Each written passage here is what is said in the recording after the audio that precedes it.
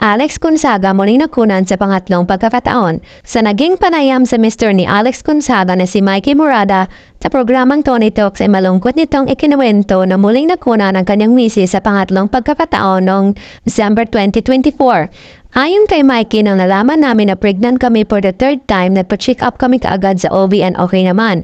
Tapos nag-decide kami na mag-iingat na talaga siya. The second week, okay pa yung ultrasound hanggang dun sa pangatlong linggo, sabi sa amin ng doktor na wala na namang laman.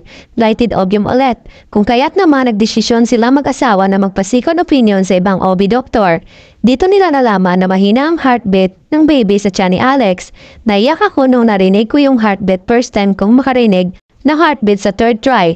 Ngunit mahina lamang raw ang heartbeat. Nalaman namin na mababa yung heartbeat na 65 lang.